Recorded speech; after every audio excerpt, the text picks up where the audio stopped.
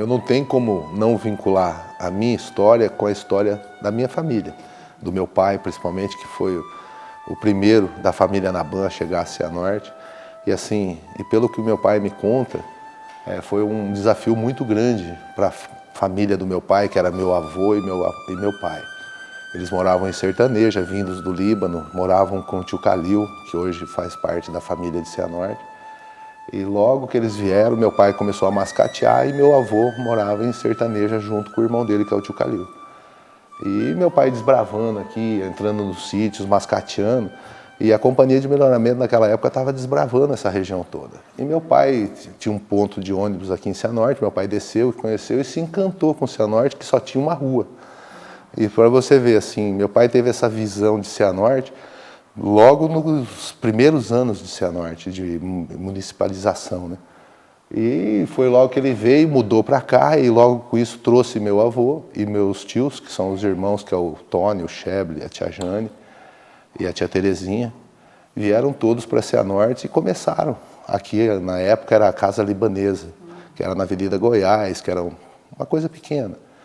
E os irmãos estudando, e meu pai e meu avô trabalhando e conquistando a vida deles. E esse crescimento, e daí vieram os irmãos, e meu pai, aí veio os filhos, que aí somos nós, e a gente foi aprendendo com a família, com a tradição árabe, a trazer as culturas e o trabalho e empenho disso, que o meu pai sempre educou a gente com muito esmero, sabe, acordar cedo, trabalhar, valorizar o trabalho, estudar também. E nisso, logo depois, quando a gente já começou a ter uma certa idade, eu sempre tive a vontade de trabalhar. Eu nunca gostava de viver de mesada do meu pai. Então, logo que eu voltei de Curitiba, aí eu não queria mais estudar, comecei a estudar à noite em Cianorte, e meu pai comprou o Posto São Jorge, para mim e para o meu irmão na época, aqui na rodovia. E aí eu comecei minha vida ali. Eu tinha 16 para 17 anos e começamos a conquistar, buscando desafios, porque meu pai sempre teve, eu te dei o comércio, agora você faz ele andar. E é onde a gente buscou os caminhos da gente. E logo depois o tio Tony estava montando uma loja, um prédio, construindo um prédio em São Paulo. Aí eu deixei meu irmão mais novo no posto e fui embora para São Paulo para trabalhar com confecção, no Atacado, no Bom Retiro. Aí eu fiquei mais 6 anos morando em São Paulo, aprendendo tudo que há dentro da área do atacado, a nível de lojistas, que vinham gente do Brasil inteiro naquela rua, na Professor César Lombroso, em São Paulo, onde eu fiquei 6 anos. E logo depois eu queria casar, aí eu conheci minha mulher, e vinha toda semana para cá, e eu falei, eu não aguento mais São Paulo, eu queria vir embora. Aí logo que eu vim embora, eu comecei a trabalhar e a gente fundou a Cadê Você? Eu, o tio Tony e o Marcos. Isso na área de confecção já. E na época, quando a gente começou a trabalhar com malharia, foi logo quando eu casei também. E a gente fez um trabalho junto a Azarro, a Paulo Roberto Falcão, na malharia. E isso foi me instigando, e eu sempre adorei muito a área de confecção e adorava o jeans, só que eu não atuava no jeans. Então foi logo que na época a Sheina, do tio Cheble, que era da área de confecção, ele estava passando algumas dificuldades e a gente foi para lá ajudar. E a Cadê Você ficou com o tio Tony e o Marcos. E eu fui para a Sheina na época. Trabalhei mais um período, acho que quase de 10 ou 11 anos. Aí a gente, dentro desse trabalho, fundamos uma empresa que era a ADC e trabalhamos nela por um período grande também. E aí, dentro disso, a gente teve as nossas dificuldades e a gente resolveu seguir o nosso caminho próprio. Aí foi onde, há 15 anos atrás, a gente fundou a B8, eu e meu irmão, o Alexandre Naban.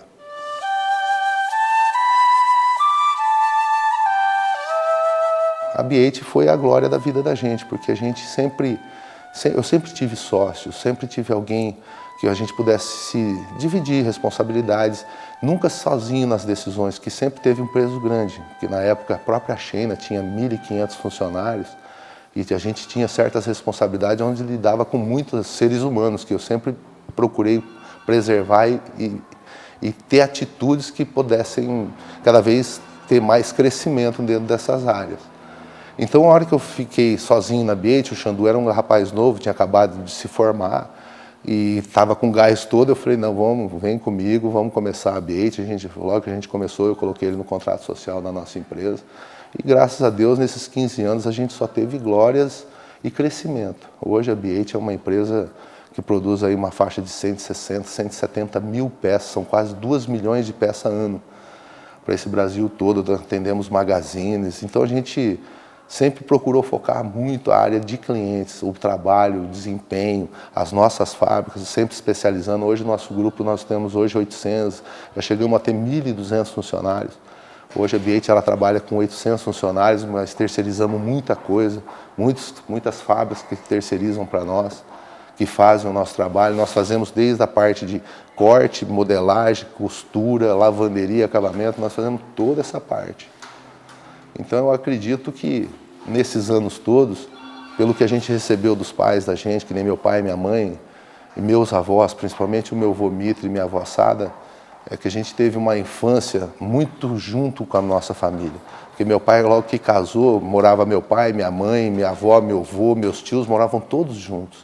Então a gente sempre teve muito isso de família, de união, porque a vida ensina que a gente vai passar sempre por muitos desafios e acaba tendo muitos desafetos e conhecendo melhores as pessoas. Então a gente acaba se amadurecendo pelo próprio sofrimento. Mas eu acho que isso que faz a vida se mover, a gente enfrentar desafios, porque a gente, cada dia que passa, a gente procura conhecer melhores os seres humanos, que é o que faz a gente enriquecer.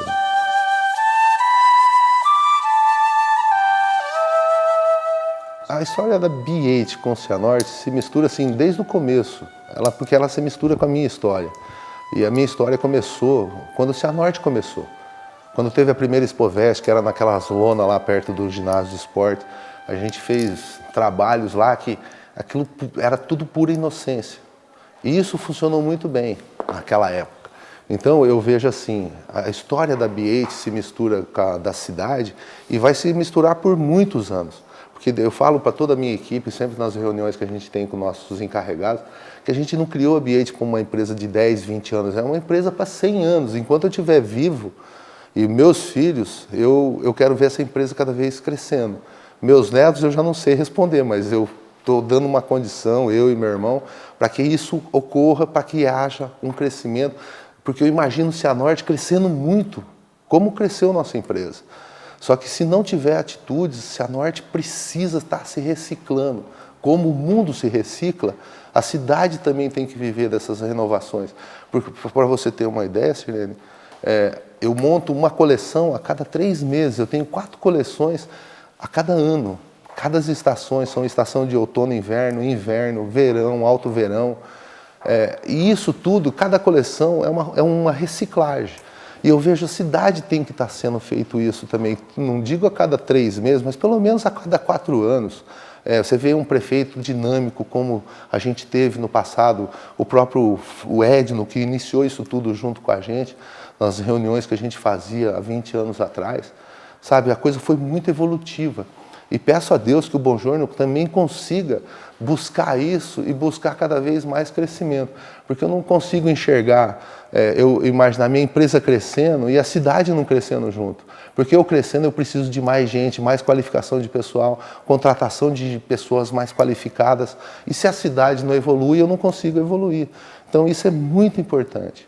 E eu vejo assim, nesse período que o Cianorte está pujante na confecção, vamos falar assim, já fazem 20 anos, e precisa ter um up, não adianta a gente ficar construindo um monte de shopping, a gente precisa construir um monte de clientes, um monte de gente que possa vir comprar. Então me preocupa você imaginar que a gente tem hoje, deve ter uns 500, 600 pontos de venda em todas essas lojas na cidade, shopping. E a gente não vê fábricas crescendo com qualificação, você vê pessoal criando facções, a gente tem que estar incentivando e criando empresas que busquem, shoppings que busquem clientes no Brasil inteiro para trazer aqui. E eu vejo assim, é perigoso o crescimento de Maringá em relação à própria confecção, porque a confecção em Cianorte sempre foi o espelho de Maringá. Nós nunca podemos ser o espelho de lá, de Maringá, porque Maringá tem o espaço deles e a gente não pode perder o nosso espaço para eles, é aumentar o espaço deles e o nosso, para que todos andem. Porque o país hoje, eu lembro quando nós começamos a B8, o Brasil tinha 166 milhões de habitantes. Isso, gente, somos hoje 200 milhões. E falar que o mercado cada um fica guardando debaixo do seu bolso, não, ele está expansivo, ele está crescendo. Então a gente tem que crescer também. E falar que eu crescer sozinho, eu quero que outros cresçam também, para poder absorver todo mundo, porque eu não vou conseguir produzir tudo, porque senão daqui a pouco a gente vai começar a ter que importar para atender. E importar, você tira emprego daqueles que estão vindo. Num país que cresce a essa taxa de pessoas, isso é crescimento de consumo também. O país estável, com salários razoáveis hoje, que anda na ordem dos seus 300, 400 dólares.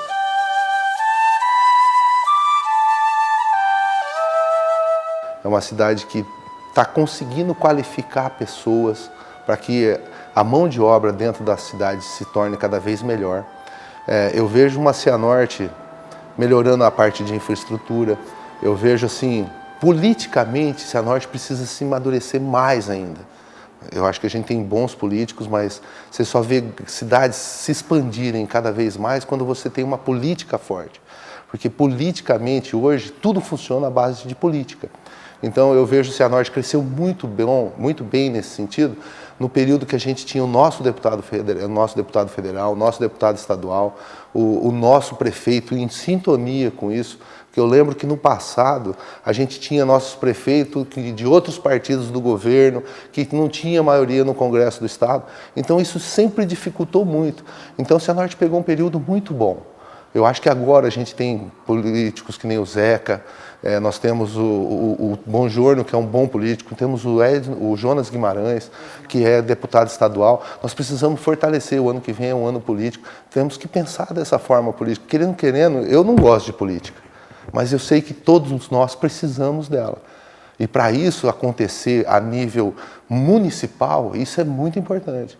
Então eu acho que o Cianorte se amadureceu muito nesse sentido, a gente não pode perder esse foco. Eu acho que os nossos políticos têm que serem atuantes, porque não imaginar Cianorte crescer sem a base política, porque infraestrutura, segurança, tudo que a gente precisa do bem público vem do Estado. Se a gente não tiver nossas políticas em sintonia, nós vamos ficar mais 4 anos parados.